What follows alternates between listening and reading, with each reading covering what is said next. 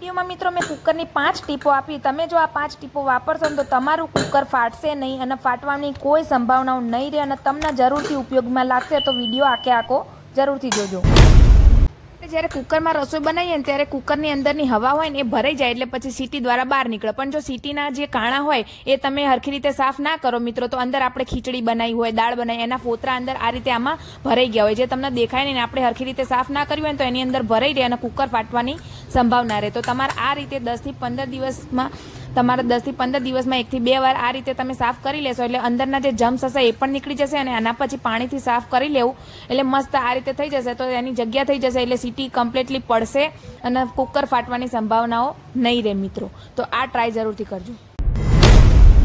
Cooker ઘરમાં રાખતા હોય એટલે મિત્રો ટીપ તમને ખબર જ હોવી જોઈએ। આ પણ બહુ કામની ટીપ હોય મિત્રો। તમે જ્યારે પણ આ જે રિંગ હોય એ આપણી જૂની થઈ ગઈ હોય અથવા કોઈ દિવસ મોટી રિંગ આવી ગઈ હોય અને તમારે જો આ રીતે પછી શું થાય કે સીટી ના પડે એટલે સરખું ખાવાનું ના ચડે તો તમારે શું કરવાનું, 30 મિનિટ સુધી આવી રીતના ફ્રીઝરમાં રિંગ મૂકી દેવાની। 30 મિનિટ સુધી ફ્રીઝરમાં રિંગ મૂકશો ને એટલે આ રીતે પછી તમે ભરાવશો એટલે કુકરના માપની રિંગ થઈ જશે। બહુ મોટી હશે તો નહીં થાય પણ સહેજ આગું પાછું થોડું ઘણું હશે ને તો આ રીતે મસ્ત જો તમે જોઈએ કોઈ વિડીયોમાં પહેલાં હલતી હતી રિંગ અને હવે ક્યાંયથી હવા નહીં જાય એટલે એના માટે પછી સીટી પડશે એટલે સીટી પડે એટલે હરખું ખાવાનું ચડી જાય। જો સીટી ના પડે તો કુકરમાં ખાવાની બનાવવાનો કોઈ મતલબ નહીં। તો આ ટ્રાય જરૂરથી કરજો।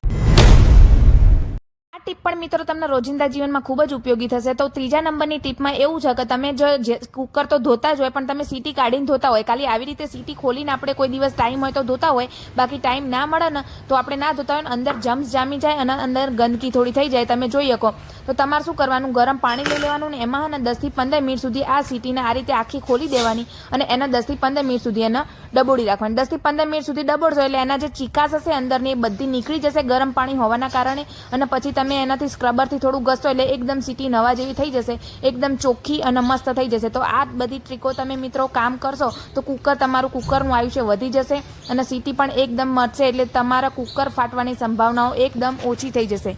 આ ટીપ પણ તમને જરૂર ઉપયોગી લેજો। કુકરનો સૌથી મોટો પ્રોબ્લેમ હોય ને મિત્રો તો સૌથી વધારે પ્રોબ્લેમ એ કે તમે ખીચડી દાળ બનાવો ને એટલે આ રીતે ઉભરાઈને બધું બહાર આવે અને તમે ગેસ સાફ કરવામાં કંટાળી જાઓ અને બીજું બધું બગડી જાય જુદું। તો તમારે એવું ના કરવા દેવું હોય તો તમારે શું કરવાનું, લઈ લેવાનું ઘી અથવા તેલ અને ગાસ્કેટ અને વાલ બંનેમાં લગાવી દેવાનું। આ રીતે મેં લગાવ્યું એ પ્રમાણે ઘી લગાવી દેવાનું અને જે રિંગ હોય ને રિંગમાં પણ ઘી લગાવી દેજો।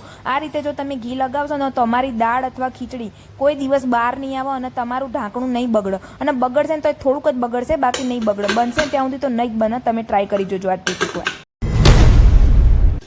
આ પણ એક ઉપયોગી ટીપની વાત કરું તો મિત્રો જો દાળ ઉભરાતી હોય તો તમે ઘીવાળો આઈડિયા પણ કરી શકો અને ઘીવાળો આઈડિયા તમારે ના કરવો હોય ને જો આ આઈડિયા કરવો હોય તો તમારે શું કરવાનું, ટીશ્યુ પેપર લઈ લેવાનું, ટીશ્યુ પેપરને આ રીતે આપણે સીટી કાઢીને અને આ રીતે મેં લગાવીને એ પ્રમાણે લગાવી દેવાનું। પછી તમારી સીટી પડશે એટલે તમારે સીટીનું જે પાણી હશે એ બધું ટીશ્યુ પેપર પી લેશે જે ગંદકી હશે એટલે તમારું ઢાંકણું અને ગેસ કશું જ નહીં બગડે એટલે તમારો સમય નહીં બગડે અને તમને કંટાળો નહીં આવે। તમે એકવાર ટ્રાય કરો, જરૂરથી કરજો।